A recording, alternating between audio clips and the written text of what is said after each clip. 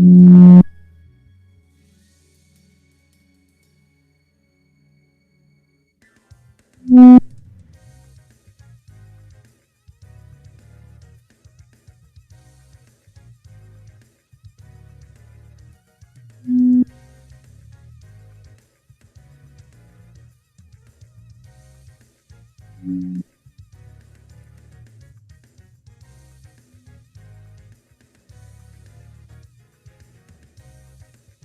hello, hello, hello there, everyone.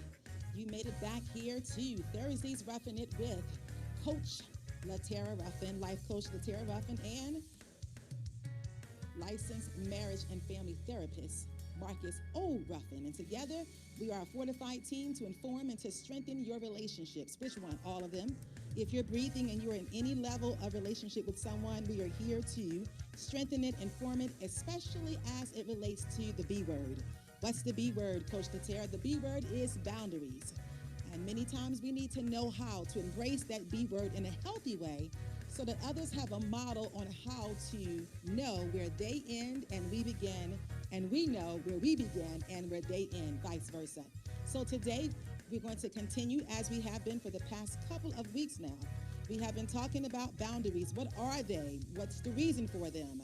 What's their significance? How do we implement them? And how do we hold ourselves and others accountable to walking in healthy boundaries? So we're glad you're here today, and we are praying that you are texting, tagging, sharing, and starting those watch parties so that everyone around you, those you know, can be certain to receive the same quality of information that you are receiving. So it makes the journey more easy, more doable, more fluid, and less tensious. So we don't want to have those tensious relationships. We want to be able to walk out boundaries healthily and peacefully. So I want to strongly encourage you to text, tag, share, start. That's right, I love that. Text, tag, share, start. Text, tag, share, start. Text, tag, share, start. Those watch parties so that we can delve into the concepts and the tangible resources that are given right here in this book called Boundaries, of course, by Cloud and Townsend. You may have found out already that there are two different versions of this book. Either of the two versions will work for your arsenal and for your journey and for your go through in these various relationships. Parents, husband and wife, siblings, professional, neighborly, all types of relationships can receive the oil and benefit of having this book as part of your arsenal. So you can download it, upload it, whatever you do. You can purchase it, just have it part of your journey. So we're going to be talking about, as we have been, several concepts in this particular book that will strengthen and undergird and catapult your journey forward. Is anybody receiving something from this time? I see we have some people here who are hanging out with us today. Always so exciting and always so humbling too to have an opportunity to be in your spaces. And I am thanking God that you are here today. Hello there. I am on the Life Empowerment Church page, and I am glad to be here with you. What are boundaries? When you think of the word boundaries, what do you think?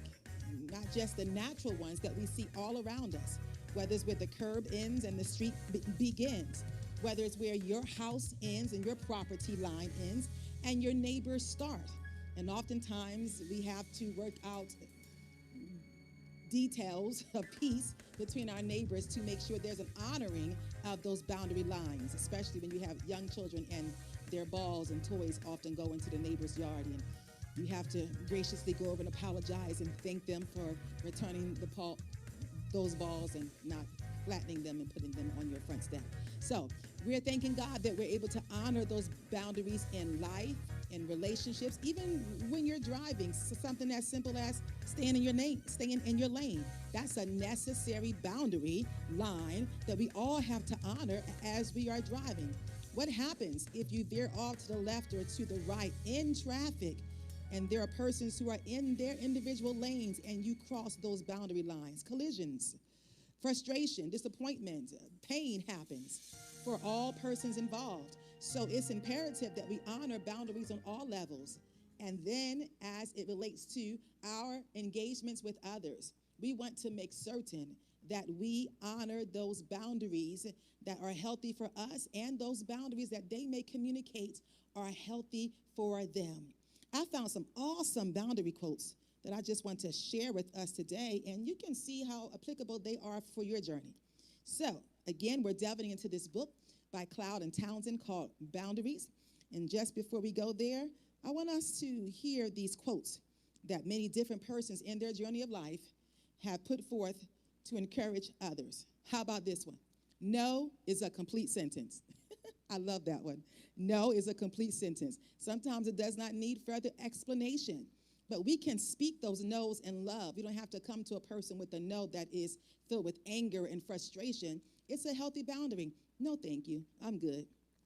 I appreciate you honoring that and keeping your peace and continuing forward. That's not a dismantle of the relationship or the engagement.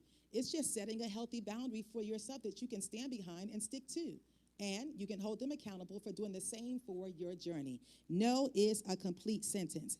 We attribute that particular quote to Annie Lamott. Annie Lamott. That's right. There it is. No is a complete sentence. I love that. How about this one? If you spend your life sparing people's feelings and feeling their vanity, you get so that you can't distinguish what should be respected in them. Oh, that's good. If you spend your life sparing people's feelings and feeling their vanity, you get so that you can't distinguish what should be respected in them. And we owe that quote to F. Scott Fitzgerald in his book, Tender is the Night and the Last Tycoon. Ooh, that's a pretty good one. I'm sure that by now in your own journeys, you have devised your spoken and unspoken boundary quotes. Here's another good one. When we fail to set boundaries and hold people accountable, we feel used and mistreated.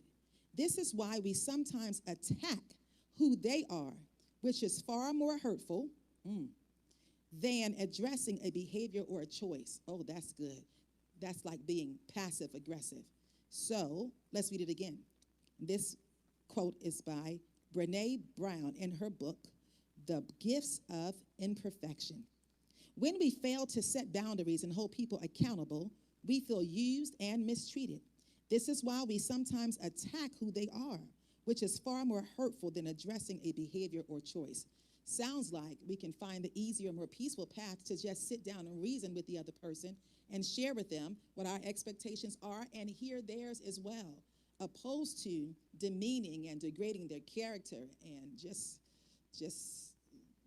downright degrading whom they are because we're not yet effective enough and firm enough in being able to set healthy boundaries and our rapport and relationships with them.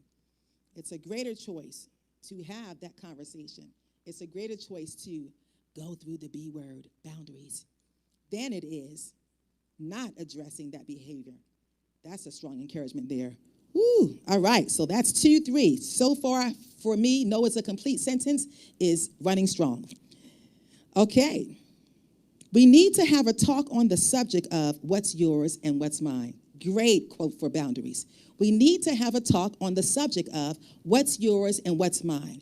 What's your responsibility? What's mine? What's your expectations? And what are mine? These healthy engagements spare us a world of frustration, lost sleep, anxiety, depression, just finding the wherewithal to educate ourselves on knowing how to have those conversations. And that's another angle of resources that Pastor Marcus and I, or therapist Marcus O. Ruffin and I, we really help to embed in people's journey, knowing how to be effective communicators. We need to have a talk on the subject of what's yours and what's mine, and that is Sir Larson, the girl with the dragon tattoo. All right, now here's a really good one. I thought this was very interesting for us to sit around this one as it relates to children. Children who are not encouraged to do, to try, to explore, to master, and to risk failure often feel helpless and inadequate. Again, we are your relationship coaches, your relationship therapists, and we're here to empower all of your relationships. So hear this with intentionality as it relates to children. Children who are not encouraged to do, to try, to explore, to master, and to risk failure often feel helpless and inadequate. Over-controlled by anxious, fearful parents, these children often become anxious and fearful themselves, thus making it difficult for them to mature. Many never outgrow the need for ongoing parental guidance and control. As a result, their parents continue to invade, manipulate, and frequently dominate their lives. That is not just a quote, that is a full book. Susan Forward, well done, and that is from her book, Toxic Parents, Overcoming Their Hurtful Legacy and Reclaiming Your Life. Wow, this book is obviously slated for adults who've had some traumatizing youth and young adult journeys with their parents who were not ready to release them to grow up. I'm going to say it again. Children who are not encouraged to do, to try, to explore, to master, and to risk failure often feel helpless and inadequate. Over-controlled by anxious, fearful parents, these children often become anxious and fearful themselves. Talk about producing after your own kind. This makes it difficult for them, the children, to mature, obviously the parents too. Many never outgrow this need for ongoing parental guidance and control. As a result, their parents continue to invade, manipulate, and frequently dominate their lives. Ouch. Woo.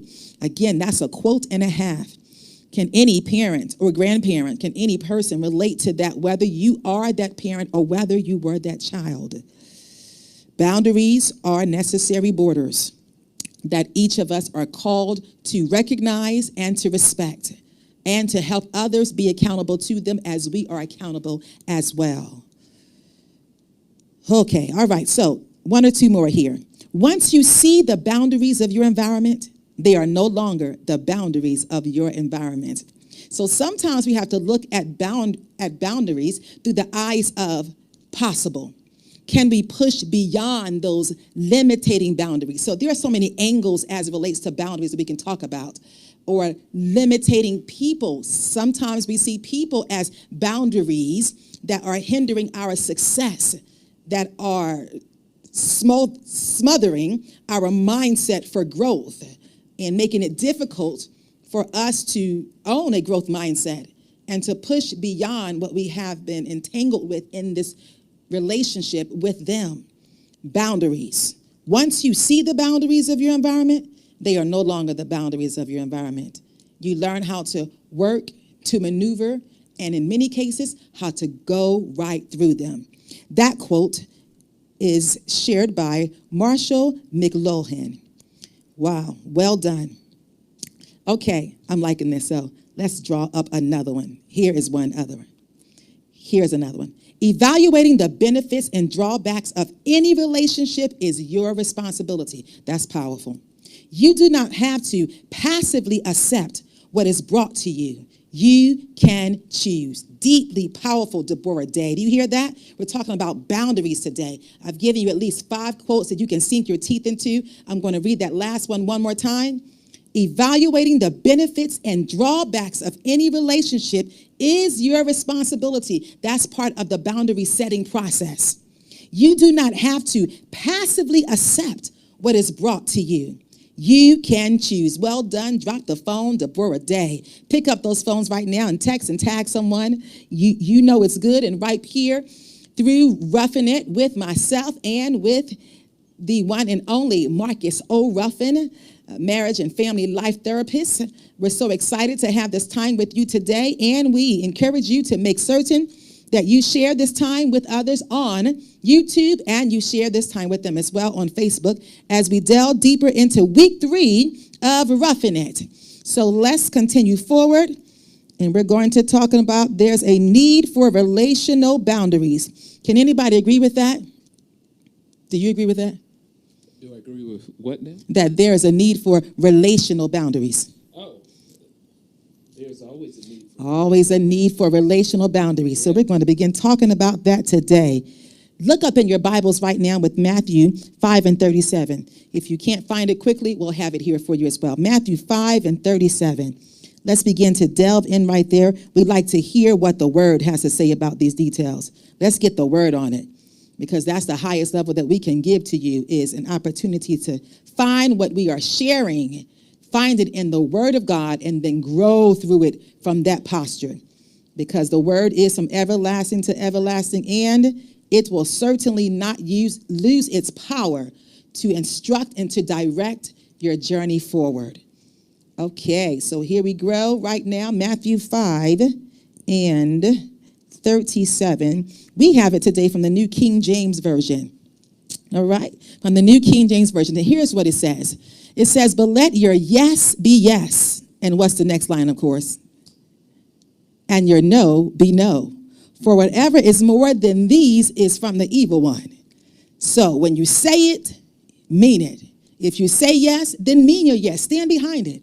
If you mean no, then stand behind that no as well. Anything else is going to be from the evil one, because it's going to bring forth confusion. It's going to bring forth dissension in those relationships, because you were lacking the ability to make a definitive decision that you could stand behind confidently, not wavering left or right. Let your yes be yes. Let your no be no. It is what it is. Anything else will open the door for confusion, open the door for heartache and pain, open the door for discord. You don't have time for that. Just mean what you say. In essence, that's what Matthew 5:37 is sharing with us today. All right, sweet joy. Well, listen, you have started off well today. Oh, of course. And you have started off giving those different quotes. And so I think all of that really helps to forward us into what we're talking about today. Absolutely. In part 3. Part 3. Can you believe that? Part 3 of this. Let us go ahead as we are. Let's just review, what is a boundary? What is a boundary? Now, boundary is anything that helps. Listen, anything that helps to differentiate you from someone else or show where you begin and end. That becomes very, very important when we're talking about boundaries, because if you and I are going to have good boundaries, it's important for you and I to understand what that looks like. Let's double check the online volume. Did you address that already? Yes, let me check that. Okay, good deal. Yes, we have to understand what the boundary looks like. What is the differentiating line between me and you, them, and they? And are we postured in a way that we can respect that line and not bombard over it? That's important, because some of us, not saying any names, have strong personalities. And so we can mean well, but it infringes upon what the other person may want, desire, and or need. And in our passionate personalities, let's say it like that, in our passionate personalities, there are times where we override what is peaceful for the other person. And in their personality, sometimes they have not yet learned how to cause their voices to be strong and settled and heard, so that they can speak the truth of where they are in a loving way and stand behind their yes being yes and their no being no, even when they come in contact with passionate personalities. So boundaries, differentiating between what is yours, mine, and then establishing what is ours as well. Because there are some boundary lines that we have to share. But we must be sure-footed in being able to express what's peaceful and being able to hear what is peaceful. So those lines of communications are going to work effectively on both sides of the pendulum. Boundaries, we could talk about it for a lifetime. But today we're going to give you about 30 minutes and come back next week to share some more. So what else you want to highlight right now? Well, you know, when we're talking about not only what is the boundary, we have to also talk about what is the problem boundary. Because when we talk about what is the problem boundary. The problem boundary. Listen to that. The problem boundary. Now, notice now, problem boundary is when, listen, we are not setting boundaries or saying no is bad. When you and I say no is bad, now I think you started off giving a quote talking about no is a complete sentence. Is a complete sentence.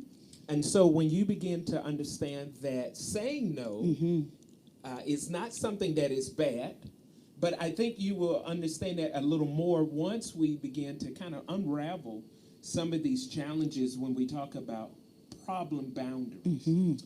Now, with that also, you also have the problem, you also have the boundary injury. So the Now, problem boundary and the boundary injury. Injury is when I say yes to bad things. So when we look at Matthew chapter 6 and verse 37, chapter 5 and 37, we see clearly that when we say yes, we have to mean our yes, but now we're digging deeper as to what that yes needs to really communicate. We have to appropriate that yes in the right direction. And we're not saying yes, and then we are infringing upon further boundary lines.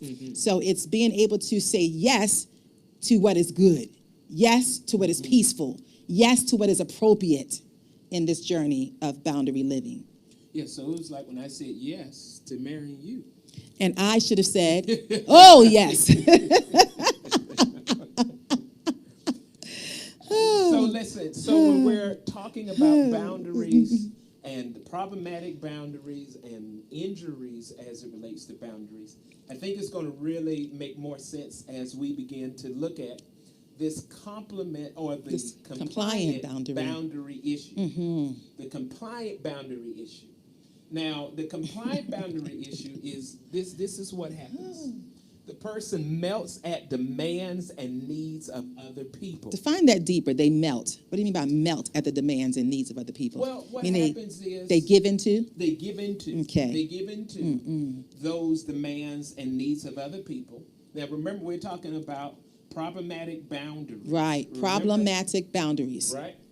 So, listen, they can pretend. Here's a good example. They can pretend like they like the restaurants or the movies that their family and friends will attend. And or the gifts that you have been giving them for years for their birthday.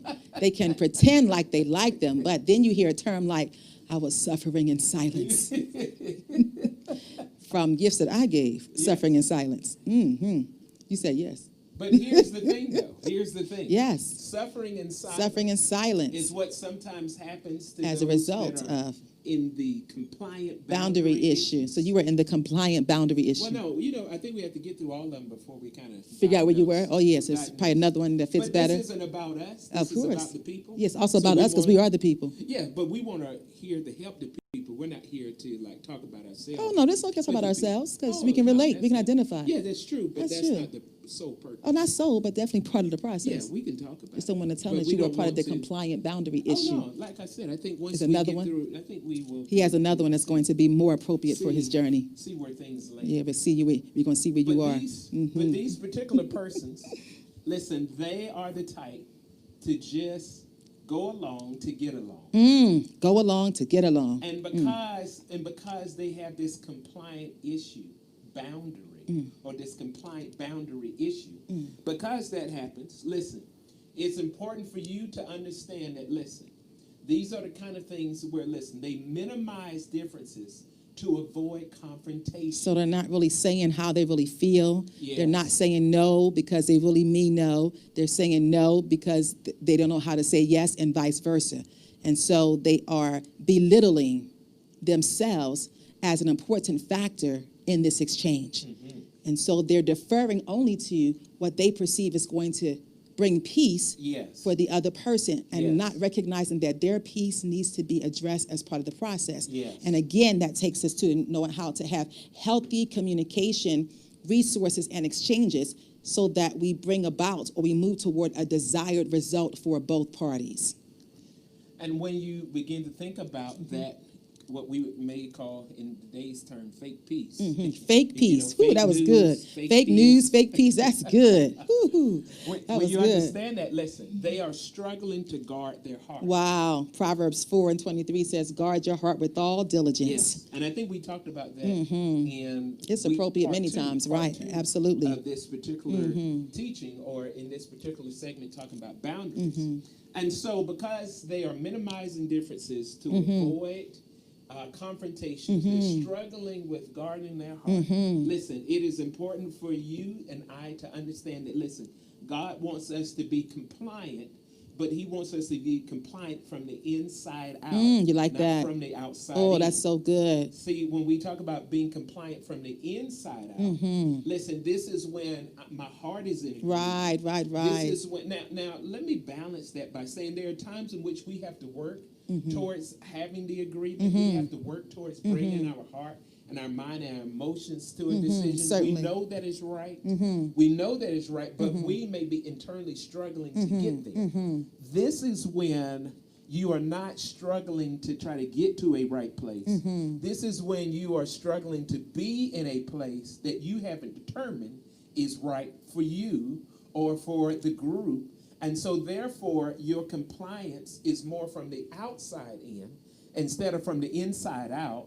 And so you're just going along to get along, but inside you have frustration, inside you have turmoil, inside you don't have peace. And so it's robbing you of the experience of that moment That's because good. inside you're fighting, you're battling, and you're not you're not comfortable. And now remember, the balance is sometimes we're having to do the work to get there. But this isn't about doing the work. This is about me just simply just trying to maintain, because I don't want to let anybody know where I really am with this. And that's a very peculiar place, but it's a common place. Many of us, to some degree, have, or maybe even right now, are experiencing that. Now, this is different from, oh, you know what, I'm just going to take one for the team. You know, okay, it's no big deal. But when it is a big deal and you do not communicate it, then that's when you are in that compliant boundary issue space. Because you are being compliant based upon what other people want, even though it is infringing upon your peace. This is something that you really do not want to take place, and it is gripping you and challenging you and upsetting everything internally. But you are externally driven and not internally motivated, and so the external voices are overriding that internal peace that you need to protect. When you think about this even a little more, listen, compliant persons will take on too many responsibilities and set too few boundaries, and not by choice, but because of fear. What do you think they're fearful of? Well, that's a good question. Because I think if we go to the next slide, we talk about what are some of the fears that they face. Yes. What are some of the fears that they face? So when you talk about some of the fears that they face, listen, there's the fear of hurting the other person's feelings. Ouch. Ooh, that's a big one. Right? Because we're so relational. And We love people. We want to get along. Yes. We want to protect the relationship. And the fear of losing that closeness, Yes. those easygoing expressions, that is a tough place. I'm fearful of being honest with where I really am because I may lose this relationship. Then that is a weak premise to build a relationship upon. We have much more growing to do. Yes. If me giving you the complete sentence no, Yes. and or the complete sentence yes, in a healthy way, causes us to dissolve our relationship, we have much more work to do. And if you're willing, we can work further. Yes. But this ought not be the place where we split hairs. Yes. You know, another one is we fear the other person's anger. How many times how many times have we maybe been in a situation? Maybe it's at work. Maybe it's in the neighborhood with a neighbor. And there's something that they're doing that's bothering you. But you don't really want to tell them because you fear how they're going to react. Because response says, I can be angry, but my anger is going to be healthy. Right. That's Usually when I react is when I'm being belligerent, I'm being out of control. Right. I'm That's saying good. things that are inappropriate, Right. breaking all kind of boundaries. Yes. And so when that happens, it's usually because, all right, I'm fearful how this person's going to react, so I'm fearful of the other person's anger. I remember so clearly years ago, my father was a very angry man and just on edge and a strong personality. And I was visiting him in Michigan during one of my breaks from college. And we were at the store, and I just received my first credit card. I was so excited. Dad, I got my first credit card, blah, blah, blah, blah. And so we're in line, and he's purchasing a few things, as am I, and he turns to me and says, I want you to buy this for me. Well, I'm about 19 years old, maybe 20, I'm not even sure. And I am saved, and I'm filled with the Holy Spirit, and I have a way of life that is set and settled. And the invitation was to purchase some cigarettes for him. And my heart was racing, probably slapping him in his forehead. That's how strong my heart, boom, boom, boom, boom, boom. And I'm thinking, I I need to, how do I say no? How do I say I'm not going to do that and it doesn't cause a scene? I've seen him in his natural self. Not one who would say that he was a Christian, and others wouldn't say it either. So I'm standing there thinking, Lord, help me. So I whispered just so he could hear, and I said, I won't be purchasing those cigarettes today, Dad. And he said, what did you say? Oh, goodness, help me. So I said a little bit louder to him, I'm thinking, and I said it again, and it did not go well. His anger was real once we reached outside of the store, and I had only purchased the items that I said I was going to purchase. I did not purchase the things that I said no to. And I stayed strong in that. And once we were outside, oh my goodness, I heard it from A to Z, back to A again. But even though my natural ear heard and could hear the frustration, my spirit was settled. And I strongly felt peaceful in having stuck to that boundary and worked through the fear of the anger. It did not override the peace that consumed in the spirit. You know, there's another one, such as the fear as being seen as bad or selfish. And all of this is under compliant fears. Why people have fear in setting boundaries. Yes. And so when you think about the story you were just telling, and I think about the fear of being seen as bad, right? As much as you love your dad, and as much as you want a relationship with your dad. God bless you. That doesn't apply right there. Oh, you didn't want a relationship with him? No, I'm saying that I wasn't afraid of being seen as bad or selfish. No. I was more afraid about the anger part. That's when that applied to me. Okay. Absolutely. Like, oh, Lord. Well, there are some of you out there that you don't want to be seen as the bad guy, that girl, right. And so you don't want to come across as being non-Christian. Right. You know, and sometimes there's always those sort of implications. Right. Where it almost seems like, well, I'm not going to be spiritual. Right, exactly. Or I'm just not going to be seen as the professional. Exactly. You know, it may vary. It may vary in terms of what may be driving that. But you don't want to be seen as bad or selfish. And here's another one. You may fear abandonment and separateness. And so sometimes what happens, you know, maybe somebody is given some kind of threat. Maybe somebody has made some sort of statement about, if you don't do this, then we're not going to include you, if you, then I, right. And sometimes you find this not just in adults. Certainly, kids. Absolutely. I mean, just it's a learned behavior. It's a range of different ages. Absolutely, a range. Groups of people. But this can also impact your compliant fears.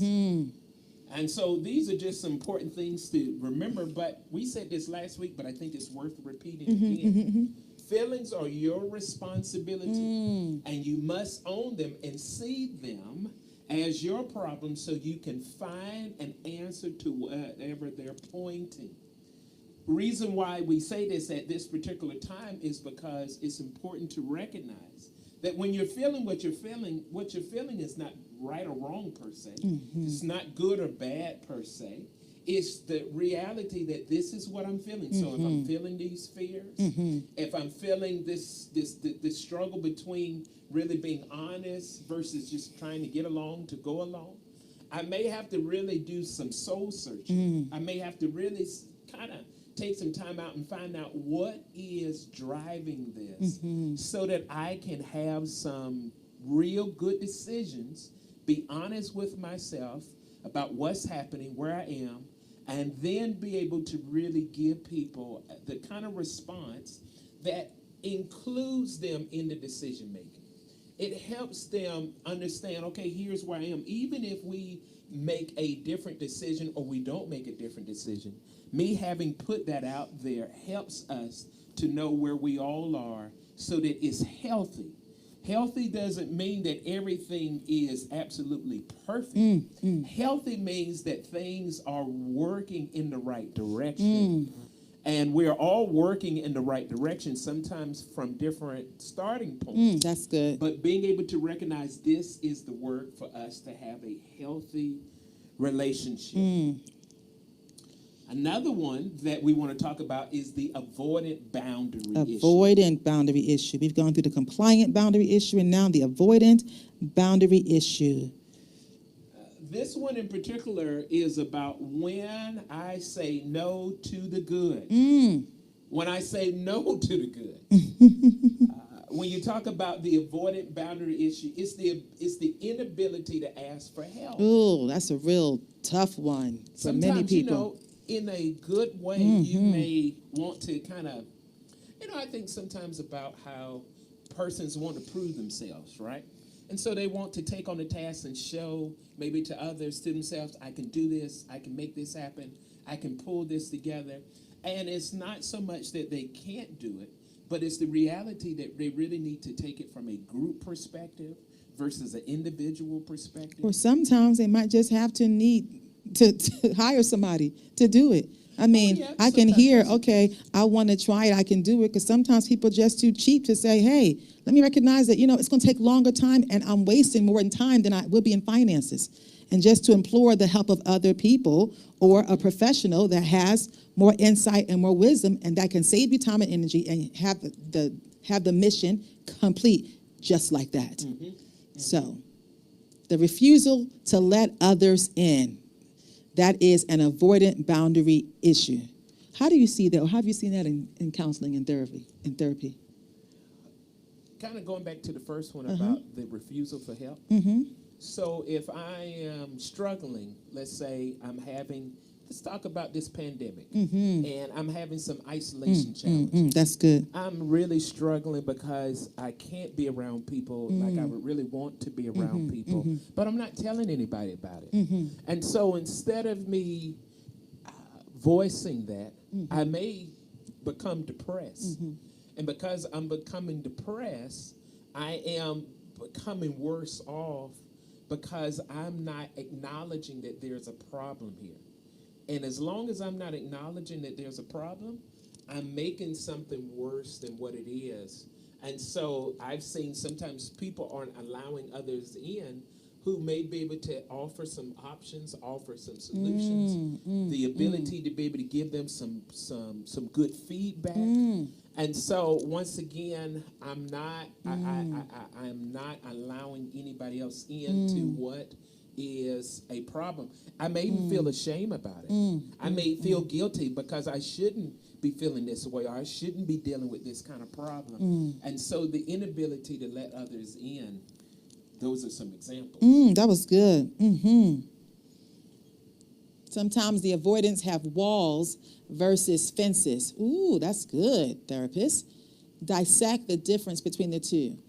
Walls and fences. Walls. I think we were talking a little bit about this early in on. part one or part two. Walls can't let good in and bad out. Walls protect everything inside. Fences, on the other hand, let the good in and the bad out. And so with a fence, you can breathe. You can breathe.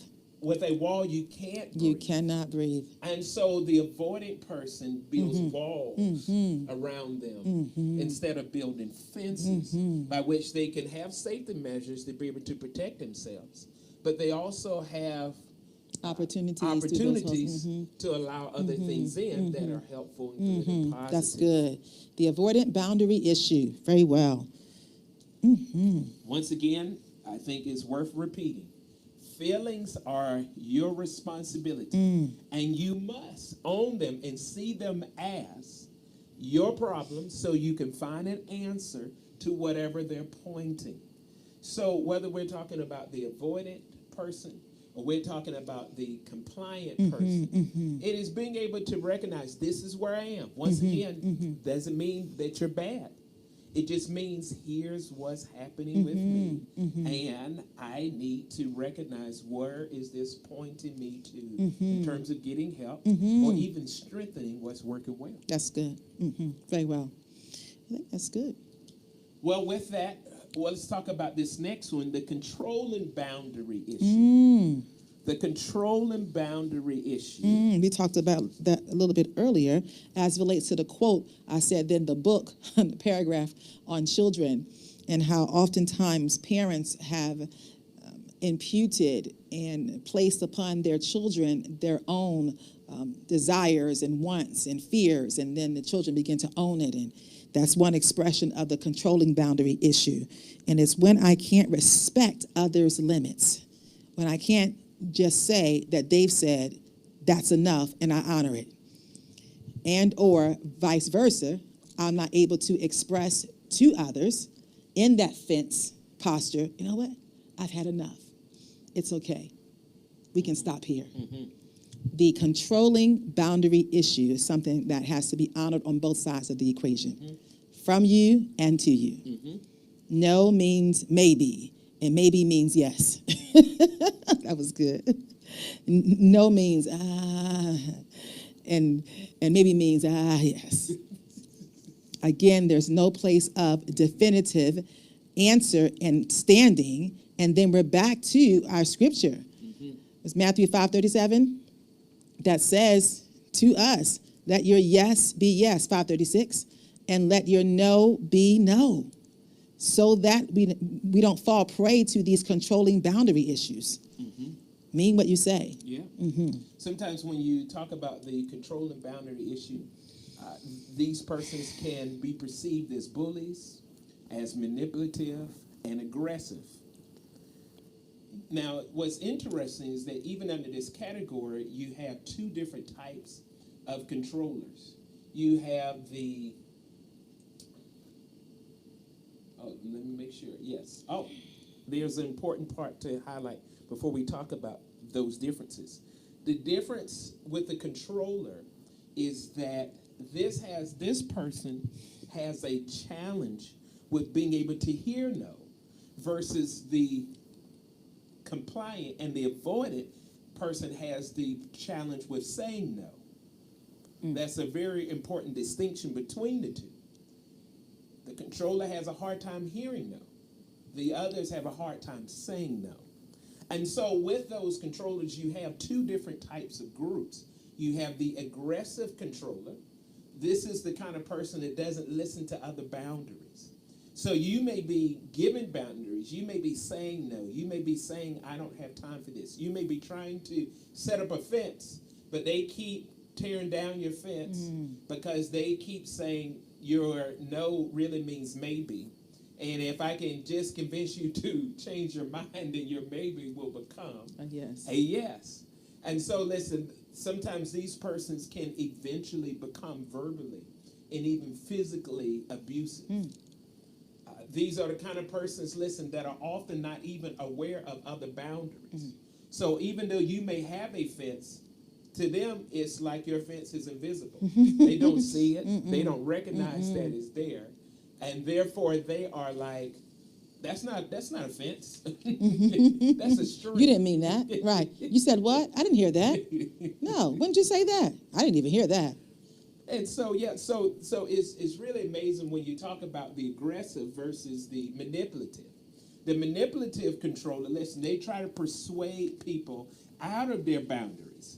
So instead of like the aggressive person that doesn't see your boundaries or they are trampling over your boundaries, the manipulative person is trying to get you to take your fence up. They're trying to get you to remove your fence, take the fence down. So it's imperatively necessary that even you will go back and re-listen to these details so that you can observe and recognize and be able to identify where you are and where others are, so that when you find yourself being pulled and there's tension internally, you can, you know what, this is a manipulative controller here, and this is not working for me. This is not peaceful.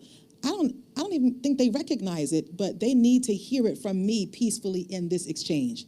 So let me share with them how this is coming across to me so they can caution themselves even in their other relationships and be mindful that that's probably not working for others, and you're just the first person to call them, right? To call them out on it and or to help to elevate their awareness so that they can have the opportunity to shift their behaviors. And that's what good family members and good friends do. We're able to help others to grow as they are to help us too. Yes. Yeah. And sometimes with these manipulative controllers, listen, they talk others into a yes. Now, as much as we are highlighting these unhealthy comparisons and contrasts, there's just that simple emphasis, the unhealthiness. Because there can also be the healthy part of where you're convincing a person to do the right thing. And you're helping their no to turn into a maybe, and their maybe to turn into a yes. Right. Because this is for their best interest. Right. And this is for their good. Right. Because maybe they were in that avoidance space. Yes. So you come from the healthy angle to help strengthen them. Yes. So it's not manipulative, it's encouraging. Yes. So it's being able to differentiate between those two. But it's also being able to recognize that when you talk about the manipulative controller, Right. listen, they directly manipulate circumstances to get their way. Absolutely. They would create a scenario simply so that they can get something moving Right. in their direction, the outcome that Right. they're looking to obtain. This is what, and this is the slick kind of person. Ooh, slick. Yeah, this is the slickster. Slickster. Slickster. Slickster. Slickster. I was slick and correcting you. Good job. You heard that. But here's the funny part about the compliant and the avoider, that they can sometimes be controllers too, but they're often more manipulative. Listen, they'll do favors, they'll do loving tasks, they would do things all for the benefit of moving you in their direction. Yes, right. of getting a return. And because they're getting a return, or they're hoping to get a return, the only problem is that they are hoping for this without having communicated this. And so they're often doing this, and what they don't recognize is that the other person can't read their mind. Or they don't recognize that the other person sees exactly what they're doing. And so in a healthy way, the other person who recognizes these tactics and schemes, you don't have to become offended or upset. You can honestly say, hey, here's how I'm interpreting these niceties. I feel in the spirit that this is the natural intention for that behavior. And that's not how we have to go at this. That's right. If there's something that you want from me or you desire of me, let's just address it head on and not try to go around these slick back doors of fake niceties that really are part of your posture to subconsciously, covertly, but it's overt to me because I walk in the spirit, and you see it. And it's like, let's not do that. Let's not build a relationship as parents to child, because children oftentimes find these slick ways to try to do things, or as husband and wife, they try to find these slickster ways as well, or in friendships. Let's not do that. The healthier person must speak forward and say, you know what, here's how this has been going, maybe for XYZ amount of time between us, and the buck stops here. There's a healthier way. Here's our last one as we talk about the boundary issues that sometimes come with setting good, healthy boundaries. And so you have the non-responsive boundary issue. Now, this is the type of person that has a lack of attention to responsibilities. Let me give you an example. This person is not responsible for the other person's well-being, but she or he is responsible to him or her for their well-being. Now, you may say, well, how do you differentiate between those two? Well, here's a good example. I may be responsible for helping you to get the task done. I'm not responsible for doing the task for you. Or even with you. Yeah, or maybe even with you. I can give direction. I can give wisdom. Yeah. I can give knowledge and help in those regards and counsel. But ultimately, it's for you to do. Continue. And so now this is sometimes a very delicate line. Certainly. Because you may be trying to figure out, okay, when does my part end and begin? Right, very good. That's what a boundary is, deciding when does my part end and begin. And this may be one of those situation by situation, person by person. But it is for your good to be able to work through. That's good. Figuring out, remember, when I'm having these feelings, it's pointing me to a particular place. And so pointing me in a direction may mean that, you know what? I think that I've given this person enough grace to be able to have enough time to learn this on their own. Now they have to feel the weight of their responsibilities and the consequences that come along with it. And sometimes in our earnest heart and wanting the best for somebody, sometimes we don't want them to feel the pain. And sometimes we do everything we can to help them avoid feeling the pain of that decision or that consequence. And what happens, the person doesn't feel the pain, so they don't really know the reality of not paying their bills on time. They don't really know the reality of not being responsible and getting a job and having to take care of the responsibilities within my end. Why? Because somebody keeps delivering them, somebody keeps rescuing them, somebody keeps coming to their aid, and so they eventually come to the conclusion that somebody is going to do always this be for there, me. right? Exactly. Oftentimes you find this particular expression in the parental relationship, and maybe you may find it also in the husband-wife relationship, persons who are consistently in close proximity with you, especially in the parental relationship where you're trying to wean and to give the children, if you would, back their life so that they are developing and maturing from all that you have taught them.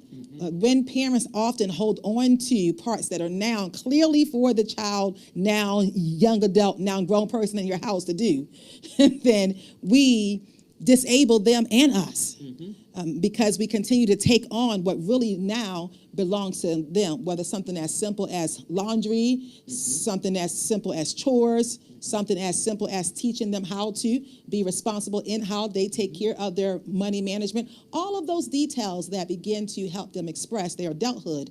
If we hold on to their part too long, because now it is theirs, then we really paralyze them from maturing forward. You know, I've seen this happen at work, where somebody, maybe the boss, a coworker, knows that this person is not doing their end, and they cover them.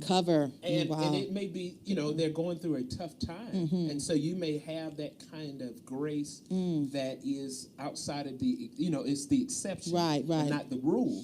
But then I've seen people to where, you know, I mean, they're just covering all their mistakes, covering all of their lack of being responsible and competent. And so, and I remember one time at work, oh man, it's amazing how these stories come back. There was this one person who was being elevated, and all of us knew, like, this person was not ready. They didn't have the competency, they didn't have the skills, all of the components to operate at that level.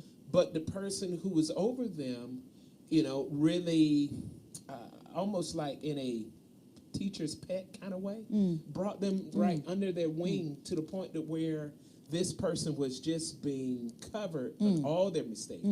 And this person went from one position to the next position, and we were thinking like, oh, this is a fast track. This is a fast track to disaster. Wow. And then the person who was covering them ended up getting switched to another department. Oh, wow. And so it was like the cover was removed. And I would tell you, when the other person came in, it was probably 2 months, maybe 3 months, and that person was terminated. Wow. And we all kind of saw the handwriting on the wall, but the reality was somebody was covering them. And you never win when those things occur. Right, that's whether good. in a professional, business, personal relationship, absolutely. you never ever win in those regards. Another thing that's important when we talk about the non-responsive boundary issue is that, listen, we're responsible to care about and to help within certain limits others whom God places in our lives. Notice that, certain limits. You are not them. There's Yes. still a line of demarcation of where you end, they begin, and vice versa. Yes. So there's the call to help, to aid and assist, but not the call to become them. Yes. The only becoming that happens is in the marital relationship. The two become one, and even therein, there is exacted identification of each person in that process. That's right. People who are critical towards others and people who are absorbed in their own desires and needs will exclude others. What happens is that sometimes when we don't have these good boundaries and recognize our responsibilities to other persons, not for other persons, but to other persons, what happens is that sometimes we can become so insulated in what's happening with us we can become so self-focused that we become self-centered. And therefore, what happens is that we fail to recognize that we have a responsibility to help others, not so much that we create a crisis for ourselves, but that we help others so that they are able to have what God has given us to them or to us for them. And that is also part of this whole boundary thing, that I cannot be non-responsive to this role and responsibility that I have towards others. It's almost like what it says in Proverbs 3, verse 27. And it says, do not withhold good from those to whom it is due, when it is in your power, when it is in the power of your hand to do so. It says, don't withhold it. That is also part of that whole non-responsive boundary issue. And that requires, if I may add, extreme and intense and consistent discernment. Because, again, we're also looking at all of the other unhealthy boundary issues, the controlling and the non-responsive, and we're looking at the avoidant and the compliance. And so you have a gamut of persons that are sitting before you, of which you have to examine yourself too. So when you come to this place of the non-responsive boundary issue, and you look at the verse in Proverbs, and it's encouraging you, hey, don't hold back your ability to help and to aid, or don't set false boundaries, knowing you have responsibility to these persons. Yes. At the same time, you also have to use discernment within that verse to ensure the limitations of what you are to deposit, to give, and to aid in their journey. You have to make sure that they're not coming as one who is trying to manipulate, as one who is trying to take advantage of this scripture as it relates to your responsibility. So with extreme intentional relationship with God and being able to hear his heartbeat, you will know how to move through this Proverbs verse exactly and intentionally and with great success. So today, as we've talked about another component to boundaries. Yes, the B word. Now, we have covered pretty much chapter 3 today. The way it seems to be going, every week we seem to be just covering a chapter. Which is great. Yes, it is great. Absolutely. So this is, once again, an encouragement to you to order this Put it book, on your arsenal, yes. or you can get the updated version of this particular book. And that updated version of this particular book is the one that you see on the screen before you now. And we encourage you so that you can be able to go through this book and be able to really get the information that is really going to make a difference for you, because this is about your relationship. This is about what it takes for you to have healthy and to have good boundaries in all your relationships. So this is about your spiritual life. This is about your family life. This is about your professional life. Any aspects where you have a relationship, any aspect where you have a relationship. Absolutely. It is important for you to be able to recognize the boundaries that are necessary for it to be healthy, strong, and vital. Absolutely. And you can do it. You're already doing it. We're just here to help. That's our part. We love you enough to have done the work ourselves and to continue to do that work, to say, hey, guess what? You can do it too. So let's just be strong, effective boundary setters, speaking the truth in love, and being able to hear where we are as well, because it's not always just what we are called to give out to others as relates to boundary setting. There are healthy persons that God has placed in your lives already who will begin to model for you what healthy boundary setting looks like. This is such a bigger topic to cover than just saying yes and no. There are layers of understanding that are necessary. Can you move that, please? No. Can you move that? Thank you. Good job. There are layers that we need to understand and to go through so that the fullness of boundaries is understood, applied with greater success than that which we have known already. It's doable and it's possible. You do not have to be angry and belligerent and upset when you say no. Neither when you say yes. You can say it in a healthy way and mean it, and let the chips fall where they may as the other person grows through the model you're set before them. Well, listen, that is all that we have for you today as we talk about Ruffin' It. We'll be back here again next Thursday, 4 p.m. to talk more to you about boundaries as we go into chapter 4 next week. But we just want to just give you a few announcements about some things that are happening, just in case you aren't aware of those things. We want to let you know that, listen, we have our noonday prayer that is happening right here at Life Empowerment Church on our Life Empowerment Church page here or on our YouTube channel. So we want to invite you all out to come and to Yes, be a we part do. of our Noonday prayer.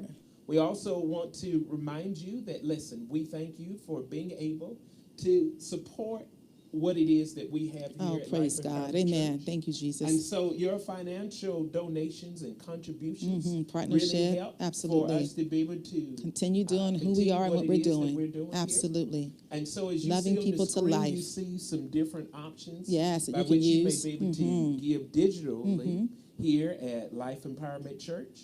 We also, if you choose or prefer to mail in a check or to mail in a money order, that option is also available. Absolutely. And so our address, our mailing address is right there on the screen so that you can be able to utilize that as an option. Or maybe you would like to go to our website, and on our website it has a giving opportunity for you. And so that information is on our screen right now, let-god.org. And so we thank you so much for you being able to support God bless here you. at Life Empowerment Church. We thank you so much for all that you are doing to help Life Empowerment Church be what God has called it to be. And so we just thank you and we appreciate you. And we just, once again, give you the opportunity to join us again next week. And one of the things that is also helpful with this particular book is that there's a workbook that they have. You can go as deep as you want to go. That's right. Gives you exercises, Work it out. Right. activities to be able to really dive down into helping you to not only understand this concept or these concepts, but really to look at them from how they are affecting, impacting your relationships. And so we encourage you to get the book. We sure do. And join us back here next Thursday. And Chapter 4 is going to highlight how boundaries are developed. Yes. Now we're getting into the meat and core of it. We have a full understanding of what they are, the healthy ones, the unhealthy ones, and now how do we establish them in our life in such a way that they are tangibly workable?